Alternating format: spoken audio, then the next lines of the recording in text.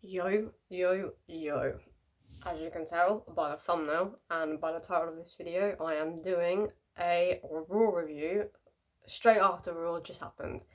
I have for the past few Raws and SmackDowns been waiting to do the Raw and SmackDown reviews when I wake up instead of doing it straight after because I live in the UK and Raw is on at 1 o'clock and SmackDown's on at 1 o'clock. SmackDown finishes at 4 and Raw finishes at 3:30, 20 to 4. So Raw and SmackDown's finished late here. So by the time both of the shows have finished, my energy is at a low. But I'm quite awake still at the moment, and that was an incredible Raw that I couldn't wait until tomorrow, technically today.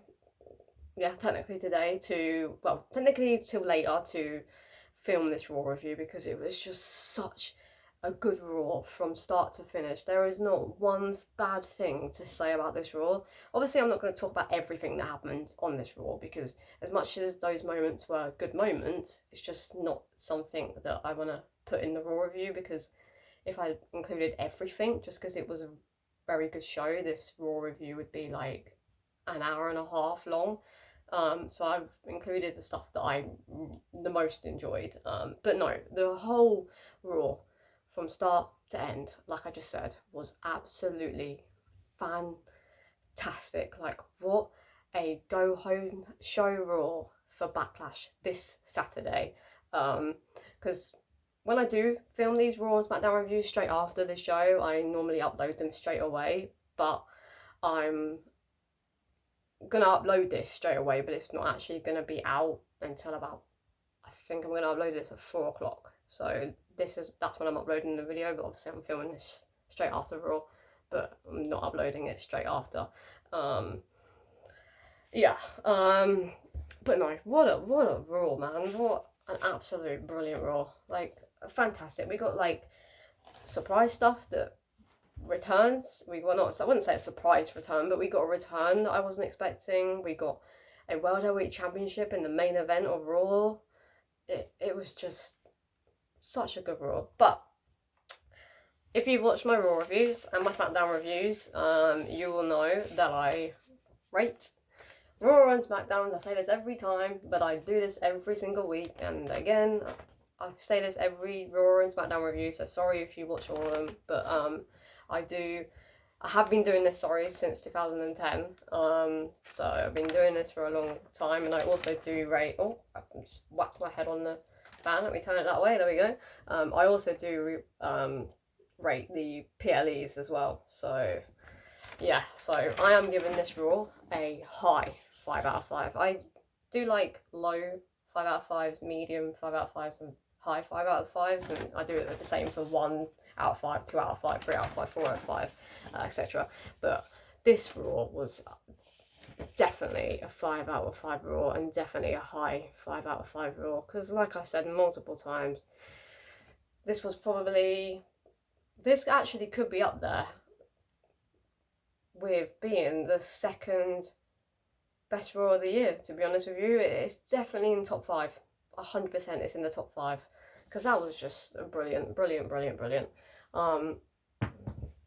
yeah, anyways, before this video is too long, we're going to kick on with what happened on this week's Raw. We kicked off the show with main event and World Heavyweight Champion Jey Uso.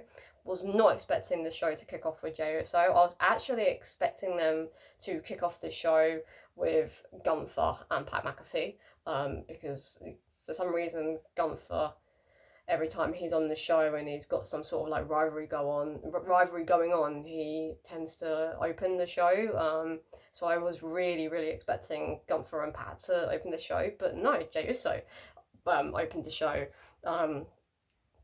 this week, and he called out Logan Paul because Logan Paul was in the building.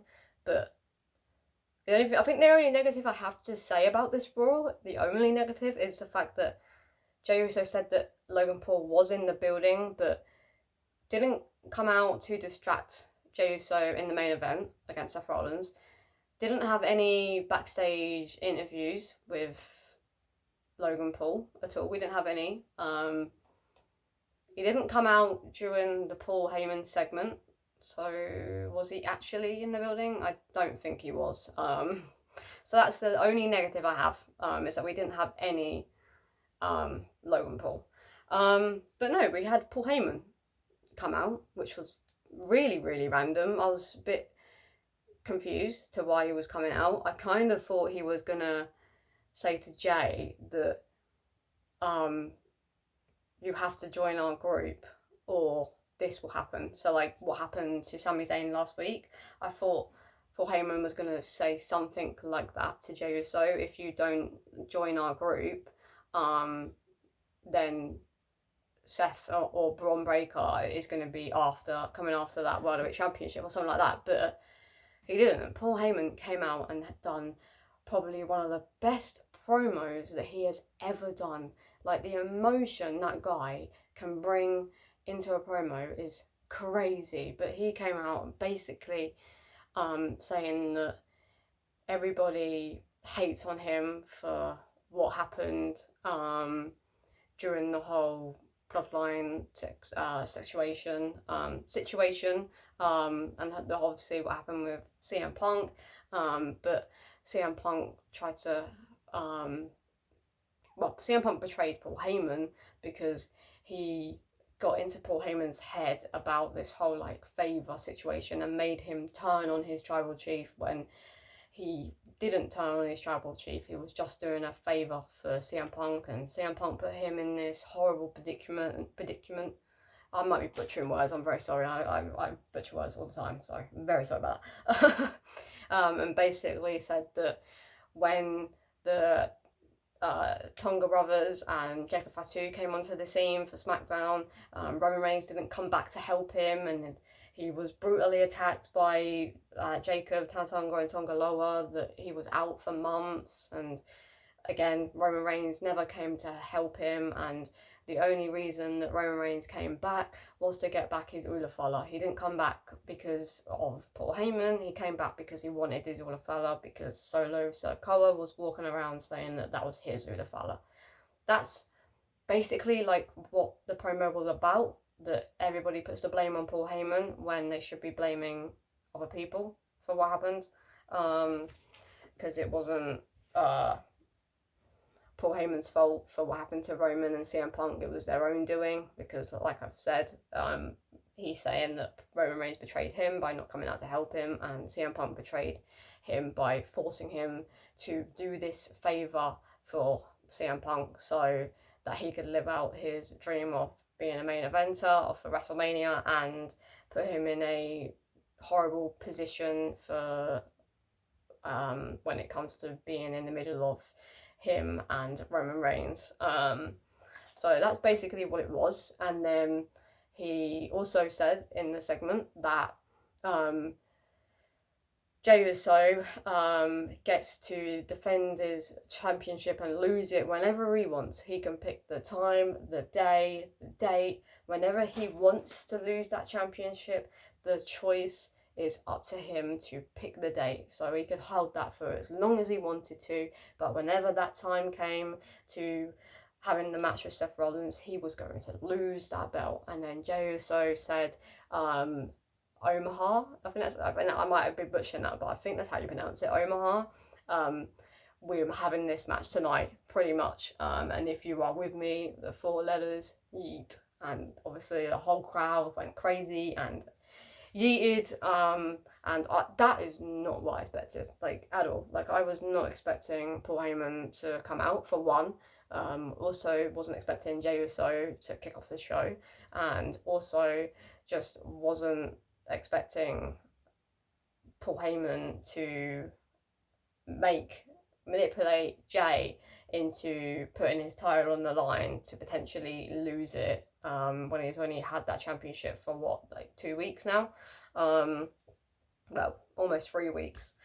And then we went backstage. Paul Heyman said he fell for the trap, and was giving Seth the opportunity tonight to take the World Heavyweight Championship from Jey Uso, and then Paul Heyman said something along the lines to Braun Breaker to be like, we are going to be world heavyweight champions by the end of the night, and the best wrestler, or the best, I can't remember what you call Roman Reigns, the best something, best, what did he say? The best achiever in WWE, best achiever in WWE, I think he said, lost in the main event. CM Punk, my who main evented WrestleMania, my BFF, he lost in the main event, and look at them now and look at us now. We are on top of the world and we're going to be world heavyweight champions. And Braun was not smiling, but then once he heard what Paul Heyman had to say about Roman Punk and what Seth's going to be doing tonight, he smiled. But no, what a absolute brilliant start to the show. Like, fantastic start to the show. Like I've said multiple times, that is not what I expected to kick off Raw. 100%, that is definitely not what I expected to kick off Raw, for sure. And what an absolute start it was. Absolutely, like 5 out of 5 Raw start for WWE. Because it was just amazing. Like, from that beginning segment, from Jay coming out to the backstage segment between Braun Breaker, Seth Rollins, and Paul Heyman, it was definitely a 5 out of 5. So thank you, WWE, for a brilliant start to the go home show for Backlash this Saturday. And then we had the first match of the night between Penta and JD McDonough. Incredible match, absolutely incredible. Finn Balor was getting involved, and Carlito got involved, and then they got kicked out, and then Chad Gable got involved. They really are setting up either Chad Gable and somebody, or Creed Brothers versus Rey Fenix and Penta down the line. They are definitely like going down that route, possibly for the Triple AAA event in June. That's where I could see Rey and Penta facing either the Creed Brothers or Chad Gable and somebody else. Not quite sure what that would be, but that seems what the route that they're going down. But anyways, Chad got involved in the match between Penta and JD McDonough, which again, like I've already said, was an absolutely incredible match. And yeah, Chad got involved after Carlito and Finn Balor got kicked out. And then surprisingly, Penta got the win. Sorry, I was expecting JD McDonough to get the win, considering it was his first match. It was his first single match back since he got injured. So I was actually really expecting JD McDonough to pick up the win, not Penta, because of all the distractions that kept happening. But surprisingly, Penta got the win. And then it was announced that straight after that match that Dominic Mysterio will put his Intercontinental Championship on the line against Penta this Saturday at Backlash. Santi made a... Santi? Why does that not sound right? Yeah, Santi's up. Yeah, he made a prediction video on Backlash, and he said that Logan Paul was going to face Jey Uso for the World Heavyweight Championship, and I was like, no, that is definitely not happening. Like, maybe that might happen at the Saturday Night Main Event in 2 weeks Saturday, but that was definitely not happening at Backlash. And I was like saying, not obviously on the video because I wasn't a part of that video. Hang on, my hair is really getting on my nerves. Obviously I wasn't saying anything on the video because I wasn't a part of the video, but out loud I was saying, no, we're definitely either at Backlash, because obviously he'd done this prediction video before Monday Night Raw. I said we're either going to get Penta versus Dominic Mysterio for the Intercontinental Championship, or we're going to get Sami Zayn and CM Punk versus Seth Rollins and Braun Breaker. But that hasn't been announced just yet. I mean, it could still be announced because sometimes they announce matches after the show. So we still could get CM Punk and Sami Zayn versus, or even Jey Uso and CM Punk versus Bron Breakker and Seth Rollins at Backlash, but I can see them saving that match for the Saturday night main event. Yeah, I can't see them like announcing it after the show. I mean, I wouldn't mind if they did. 100% wouldn't mind if they did, of course, because that would be a banger of a tag team match, or possibly a 6-man tag team match. And Logan Paul doesn't actually join Bron Breakker and Seth Rollins, but is just part of this 6-man tag team match at Backlash or Saturday night main event. But if it doesn't get announced and we get it further on down the road, I'll be so okay with that. But like I said, I literally was guessing and predicted that we would get Penta versus Dominic Mysterio more likely than that tag team match that I just said at Backlash, and that's exactly what we're getting. So that is going to be absolutely amazing. I hope. I am going to be doing my Backlash prediction video technically today, because the matches have officially been announced now, and I can't see them adding any more because they tend to do only 5 matches on Backlash. So yeah, I can't see them doing any more. The next match we had was Austin Theory versus a returning Sheamus. Obviously Sheamus has been out since the Royal Rumble, but technically he was at the WWE Live event, so I don't really class him as being out for that long, but he has been out for 4 weeks now, so it has been a bit of time since he's been in a WWE ring, but technically for me not that long, because I saw him like 4.5 weeks ago, so it's a little bit weird to say that he's returned, but technically to the main roster, yes, he has returned since February, which is crazy. I don't know why he disappeared. Like, I don't know if he had like a semi-injury that he was dealing with, that he just dipped out for a bit and just did those live events, or he just generally wasn't needed for any rivalries, that he just kind of was on the shelf, to say. But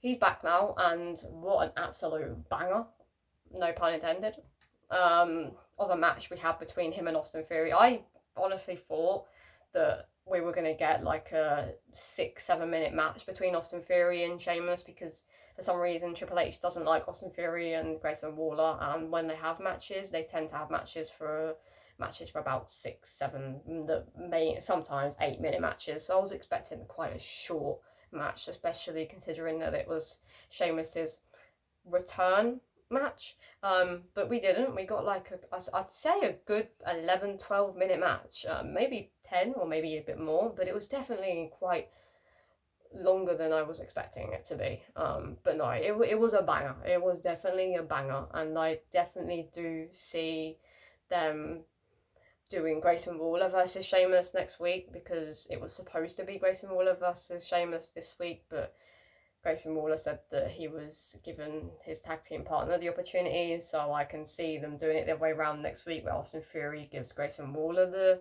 opportunity to have a match with Sheamus, and he doesn't want it, but he's forced to have this match because Adam Pearce makes it official. So I can definitely see them doing Grayson Waller versus Sheamus next week, and I can see that match being a really enjoyable match to watch as well, and hopefully it's not a short match. I'm going to get a decent 10-11 minute match between Grayson Waller and Sheamus next week, if we do get that match. But I can see it happening, hopefully, because I would love to see it. The next thing that we had on the show that I want to speak about, I did put Becky Lynch versus Lara Valkyria, but that's not what happened. It was supposed to be Becky Lynch and the Lara Valkyria segment that happened, and what a brilliant go-home show segment / brawl between Becky Lynch and Lara Valkyria. Like, brilliant. I didn't realise how good Lara Valkyria is on the mic, because she hasn't really had the opportunity to shine when it comes to like having rivalries. She hasn't really spoken to people on the mic. So I haven't really heard her like mic skills, so I wasn't quite sure how she was gonna cope with going up against Becky, who's actually pretty decent on the mic and quite underrated on the mic. So I was a little bit worried that it was going to be a bit of a Becky Lynch up here and Lara like all the way down here, even though she's the champion, so she should be like at least like up here. But Laura's brilliant on the mic. Like I said, wasn't expecting it. I really, really wasn't expecting her to be so good on the mic. But she was really, really, really good, enjoyable to listen to. And I'm going to be honest, I'm not overly keen on Lara. I don't know what it is about her that I'm not overly keen on. But her promo skills are starting to make me like her a little bit more than I did. Because that was brilliant. Becky's promo was brilliant as well. But I do feel that Lara was slightly better than Becky in this promo, and it's very rare that we say that because, like I said, Becky is quite underrated on the mic, especially when she's a heel.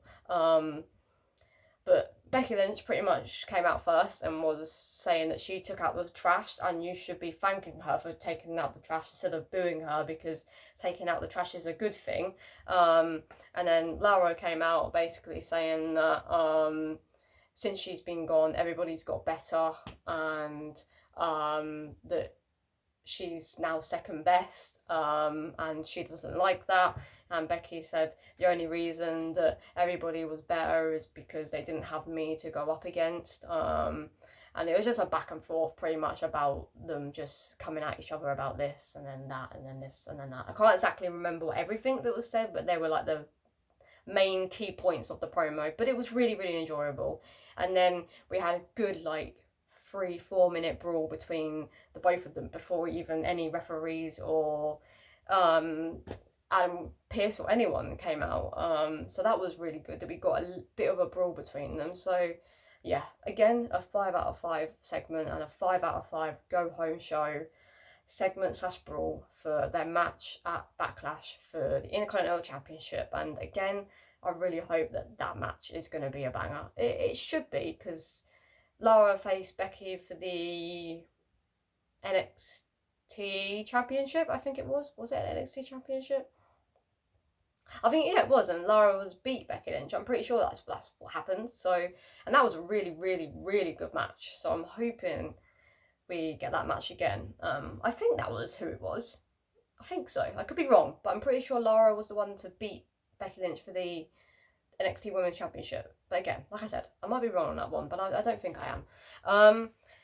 The next match that we had on the show, we had Roxanne Perez versus the Women's World Champion, Io Sky, and again, another match on the show that was an absolute classic. Every match that we had on tonight's Raw was at least a 3/4 out of 5. Just absolutely brilliant. And high threes, very high threes. Because just every match was just so enjoyable to watch. Like I said, there was not one match on this show that was not enjoyable. And Roxanne Perez and Io Sky was one of those matches that was, again, an absolute brilliant match. Brilliant. I think the only second negative that I have about Raw, like I said, I didn't have any negatives, now I've got 2, but I think the only second negative I have about this Raw is I didn't like the ending. I didn't like how they were pinning each other about 8-9 times, I think it was, maybe 7 to 9 times, just constantly pinning each other, and then eventually Io picked up the win by pinning Roxanne after they kept rolling and reversing the pins. I think it's the only negative I have about the match, because the match was absolutely fantastic. Fantastic, but the ending was a bit odd. I don't know why that was the ending. I really think they should have done maybe 4 or 5 pins, and then Io Sky done her finisher and then picked up the win, instead of it just ending in multiple pins. But then Roxanne did show good sportsmanship. Well, that's what we thought. And then as soon as Roxanne left the ring, Julia attacked Io Sky from behind. Was expecting Stephanie Vaquer to come out or Rhea Ripley, but I think they announced earlier on in the show that they did. They announced earlier on in the show that she wasn't here, so I was expecting Stephanie Vaquer to come out, because Julia, is Julia? No, who's Jordan Grace facing? It's Julia, isn't it? Or is that somebody else? Or Roxanne Perez. Julia's facing one of the two, I think. I'm pretty sure she is. Julian Grace. Not Julian Grace, Jordan Grace. I'm saying Julia and Jordan in one sentence. I I can't remember who Jordan Grace is, who's the number one contender now that she's going against. Is it Julia?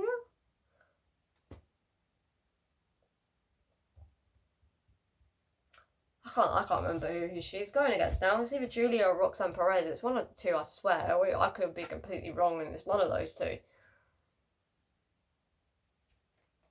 Yeah, I don't know.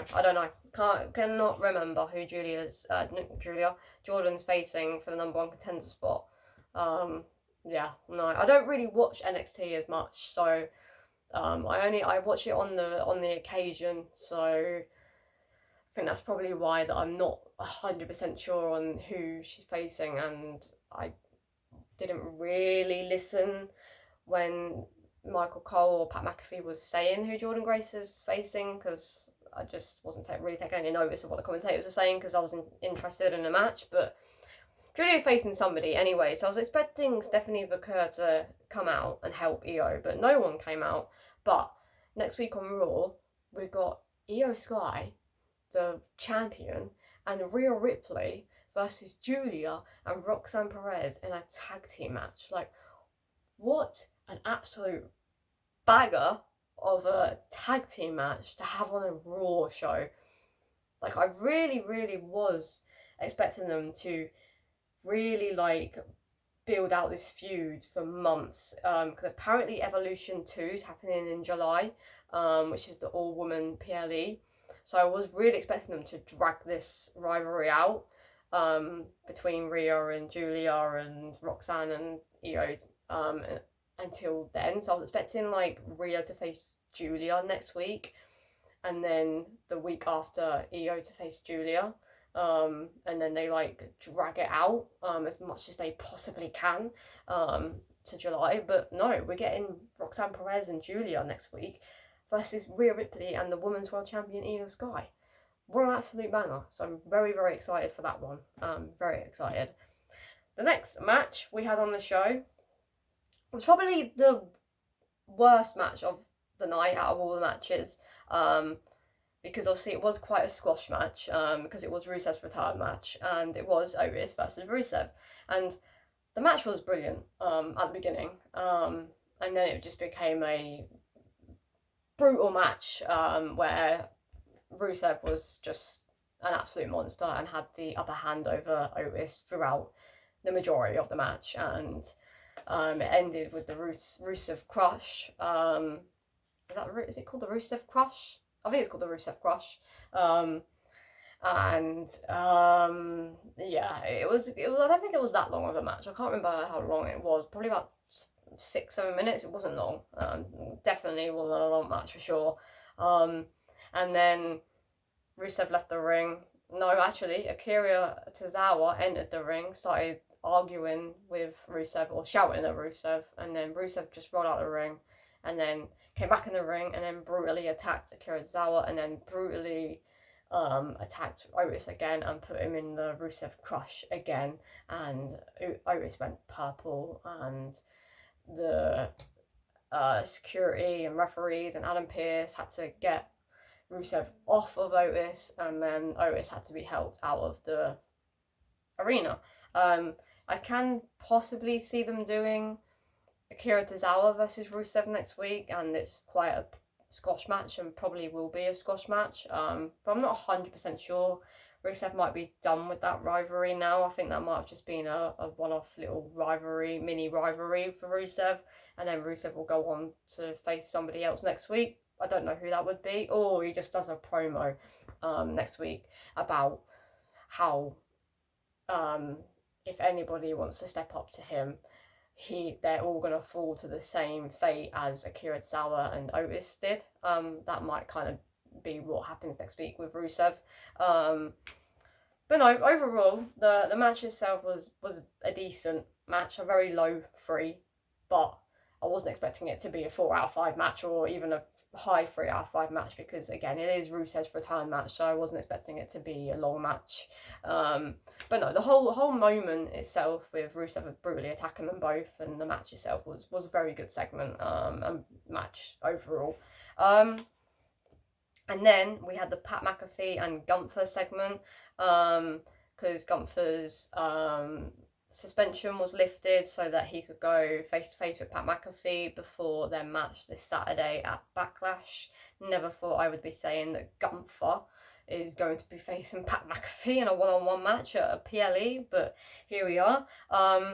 Pretty much the promo was the whole promo was definitely a 4 out of 5. It was very, very good promo by both Gunther and Pat McAfee in one word, by Gunther and by Pat McAfee. So thumbs up to those two. But was expecting it to be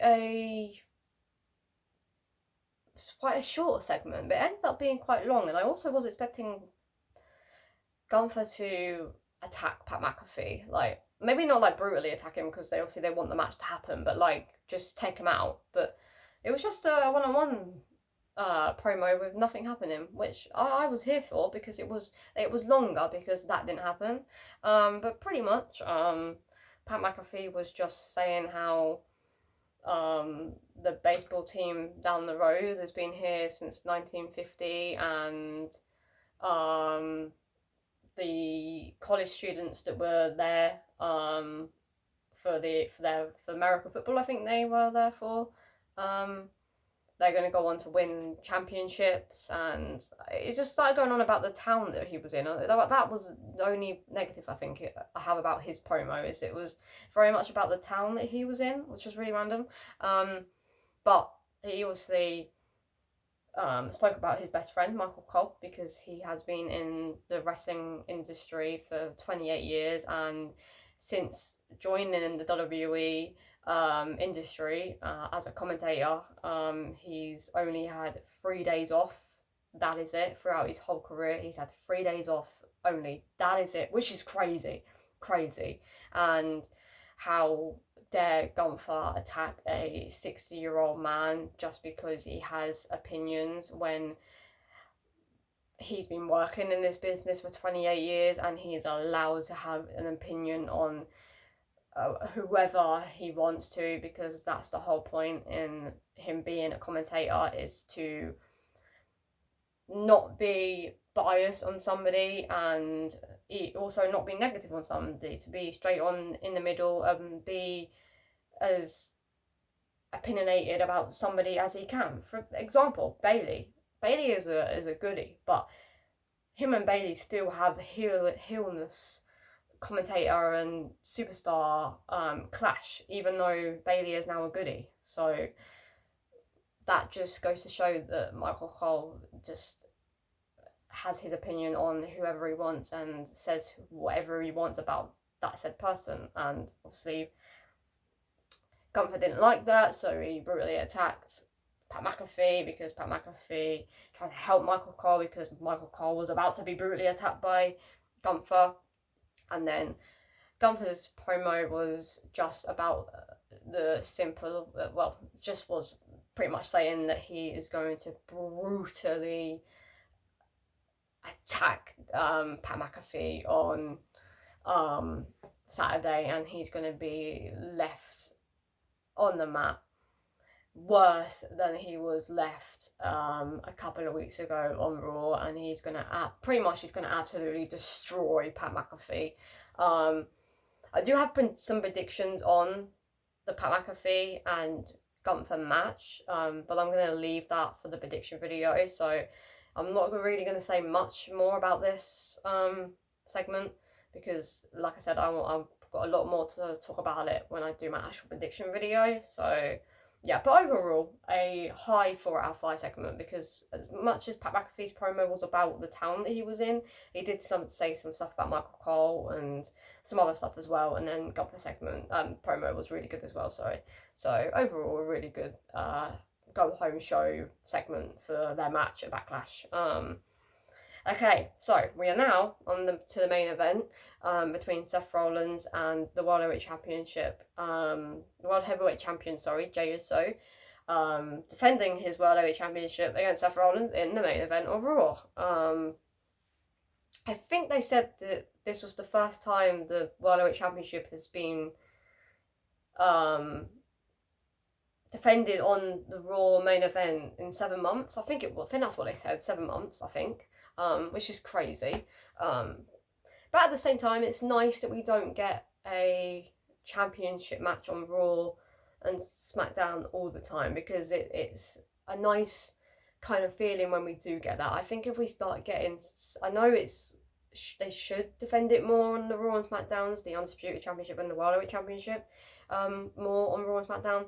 But at the same time, I think if they done it too much, there wouldn't be that excitement there anymore for them defending it on the show. So I feel like they should defend it a little bit more than they do, because 7 months is too long, if it is 7 months. But I don't want I don't want people to start defending the Undisputed and World Heavyweight Championship, like all the time, because it won't be as exciting as it was tonight, because it was unexpected that Jey Uso was going to put his title on the line in the main event against Seth frickin' Rollins.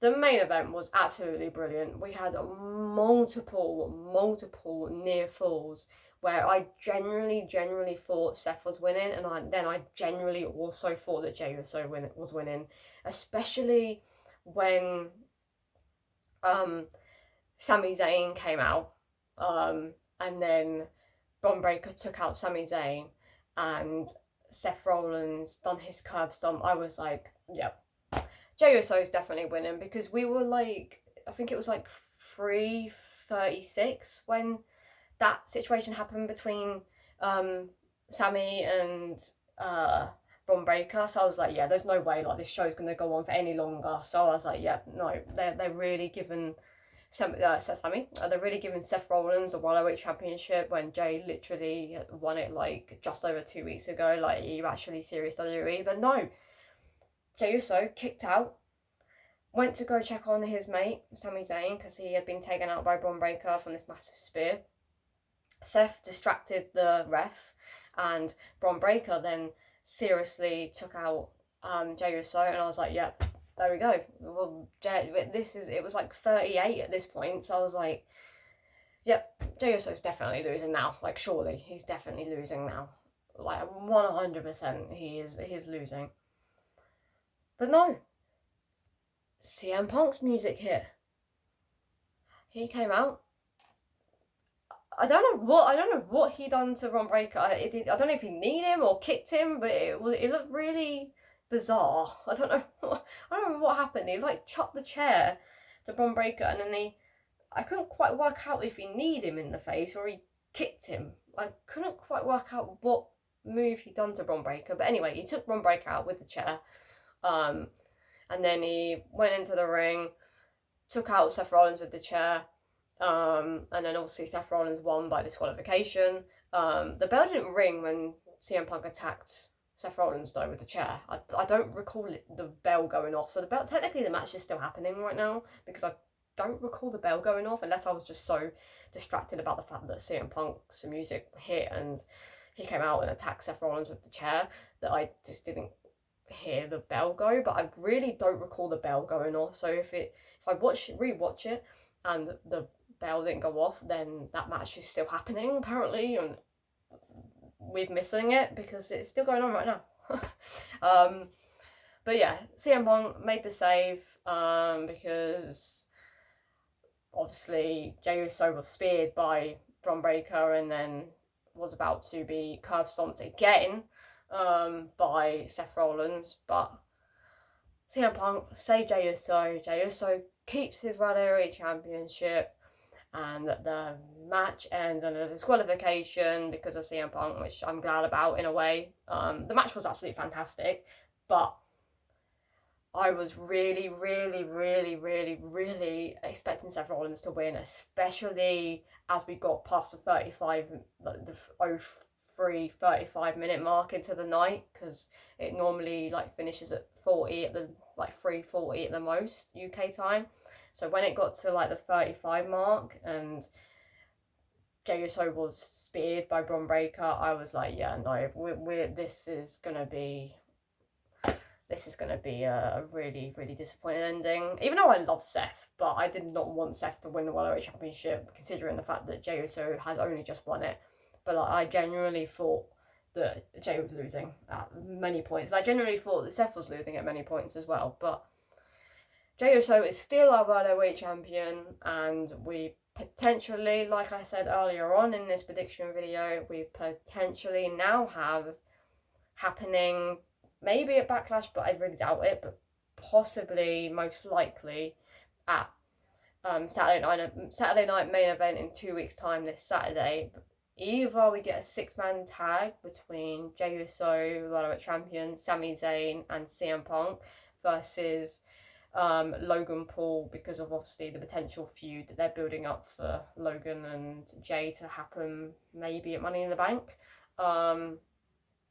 And Seth Rollins and Bron Breakker, or they do Jey Uso versus Logan Paul for the World Heavyweight Championship at Saturday night main event, and they do CM Punk and Sami Zayn versus Bron Breakker and Seth Rollins. They're definitely doing either a 6-man tag between the 6 men that I just said, or the tag match and then the one-on-one match between Logan Paul and Jey Uso for the World Heavyweight Championship at Saturday night main event, for sure, like 100%.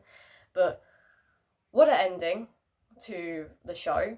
What a start to the show that we had between that brilliant and amazing promo by Paul Heyman and Jey Uso putting his title on the line in the main event against Seth frickin' Rollins. The matches in between Penta and Jay McDonough, and now we've got Penta versus Dominic Mysterio at Backlash this Saturday. I think, again, and there's another negative that I have about the match, about the show, sorry. I'm getting my words all mixed up because it's late.